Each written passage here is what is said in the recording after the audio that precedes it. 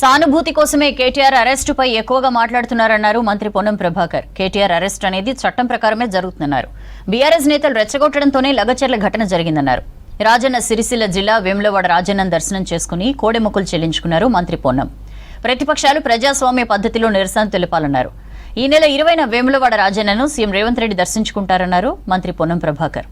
పొన్నంతో మా reporter Babu face to face.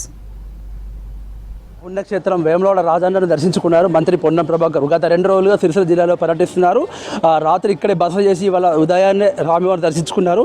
వారితో మాట్లాడే ప్రయత్నం చేద్దాం.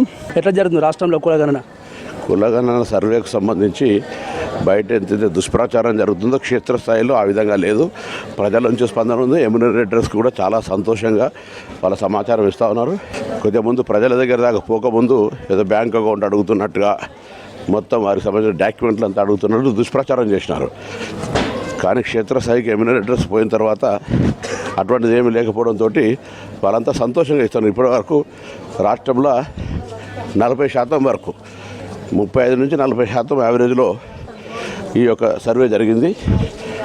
ప్రతి 150 ఇండ్లకు ఒక ఎమ్యూనరేటర్ను పెట్టి 1,16,00,000 పైన ఇండ్లకు 87,000 పైన ఎమ్యూనరేటర్స్ను వారికి అనుగుణంగా 8,700 మంది పరిశీలకులను పెట్టి ఈరోజు ఈ యొక్క కార్యక్రమం కొనసాగుతుంది.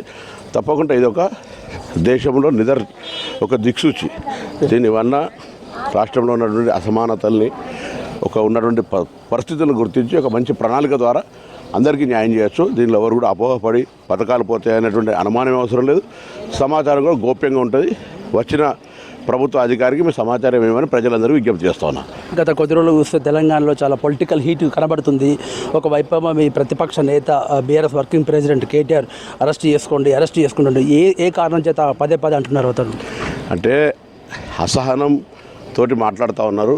మేము ఎప్పుడు కూడా ప్రభుత్వాలు ఏ కార్యక్రమాలు చేస్తే ప్రతిపక్ష హోదాలో ఉన్న వాళ్ళు నిరసన లేదా వారి యొక్క అభిప్రాయాన్ని ప్రజాస్వామ్య వేదికల మీద చెప్పచ్చు. ఇందిరా పార్క్ దగ్గర ధర్నా చౌక్ ఉంది, లేదా పత్రికలు ఉన్నాయి, లేదా శాసనసభ ఉన్నది. ఇవి కానప్పుడు న్యాయస్థానాలు కూడా ఉన్నాయి.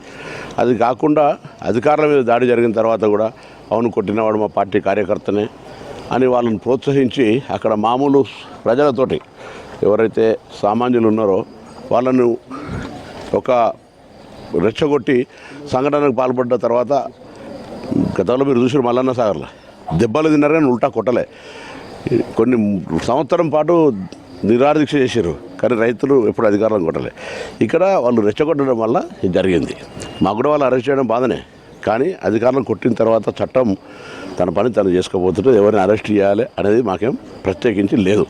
సో దాని పట్ల అసహనంగా అతని పేరు వస్తుంది, మొత్తం దాని వెనుక ఉన్నాడనే దాని మీద ప్రజల లోపల ఒక అరెస్ట్ చేస్తే సానుభూతి రావడం కొరకని ఆ విధంగా చేస్తున్నాడని అనిపిస్తుంది. ఒకవైపు నిన్న కిషన్ రెడ్డి వ్యాఖ్యలు కావచ్చు, డీకేఆర్ వ్యాఖ్యలు కావచ్చు, వారు పరోక్షంగా అరెస్ట్ చేయడం సబబు కాదు అని చెప్పేసి పరోక్షంగానే వాళ్ళ మధ్యలో ఒక ఐఏఎస్ పైన దాడికి కుట్ర జరిగినా కూడా కిషన్ రెడ్డి గారు కేంద్ర మంత్రికి అర్హుడా కాదా వాళ్ళ పార్టీ నిర్ణయించాలి. ప్రజలకు అనుమానం వస్తుంది. కేంద్ర ఉద్యోగమైన ఐఏఎస్ ఉద్యోగిని కూడా కొట్టడం తప్పే కానీ అరెస్ట్ చేయడం తప్పంటున్నాడు. ఏం చేయాలో కిషన్ రెడ్డి గారు తెలంగాణ ప్రభుత్వానికి సూచన చేయాలి. దాడి జరిగిన తర్వాత కూడా కొట్టద్దా, అరెస్ట్ చేయద్దా?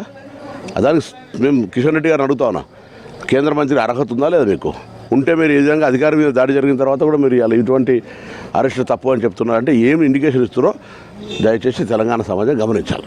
ఒక్కటి చెప్పండి, ఫైనల్గా ఒక ఐఏఎస్ దాడి మీద కుట్రకు ప్రయత్నం చేశారు కదా, ప్రతిపక్షాలకు మీరు ఇచ్చే సలహా కానీ సూచన కానీ మీ వాళ్ళ కంటెంట్ ప్రజాస్వామ్యంలో ప్రజాస్వామ్య పద్ధతిలో నిరసనలు లేదా ఇంతకుముందు నేను చెప్పినట్టుగా అనేక వేదికలు ఉన్నాయి. వాటి ద్వారా మీ అభిప్రాయం చెప్పండి. మీలాగా మేము వాటిని అణిచివేస్తలేం, ఆ స్వేచ్ఛను ఇస్తూ ఉన్నాం.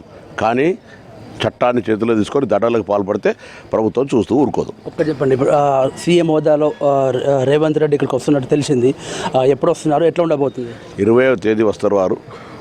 20వ తేదీ నాడు వేములవాడ రాజరాజేశ్వర స్వామి దేవాలయ అభివృద్ధికి సంబంధించి గతంలో మాటలకే పరిమితమైన దాన్ని ఆచరణలో తీసుకురావడానికి నేను, గౌరవ శాసనసభ్యులు ఆది శ్రీనివాస్ గారు, మిగతా మా నియోజకవర్గ శాసనసభ్యులు కవంపల్లి సత్యనారాయణ, మేడిపల్లి సత్య అందరం కలిసి ఇక్కడ అన్నదాన సత్రానికి సంబంధించిన లేదా వేములవాడ టెంపుల్ డెవలప్మెంట్కి సంబంధించి లేదా టౌన్ డెవలప్మెంట్కి సంబంధించి కొన్ని కార్యక్రమాలతో పాటుగా ఒక దీర్ఘకాలిక ప్రణాళిక తీసుకొని ముందుగా ఆశీస్సులకు వస్తూ ఉన్నాడు. దేవుని ఆశీస్సులతో పాటుగా ఇవన్నీ కూడా కార్యక్రమాలు జరుగుతాయి. ఇది తమ ప్రభుత్వమైన కావాలనే బదనం చేస్తూ ప్రతిపక్ష నాయకులు విమర్శిస్తున్నారు. తమ ప్రజాపాలన జీర్ణించుకోలేక వాళ్ళు వెళ్తున్నారని చెప్పేసి మంత్రి పొన్నం ప్రభాకర్ చెప్తున్నారు. ఇది పరిస్థితి. కెమెరా పర్సన్ వాసుతో బాబు యాదవ్ V6 న్యూస్ వేములవాడ నుండి.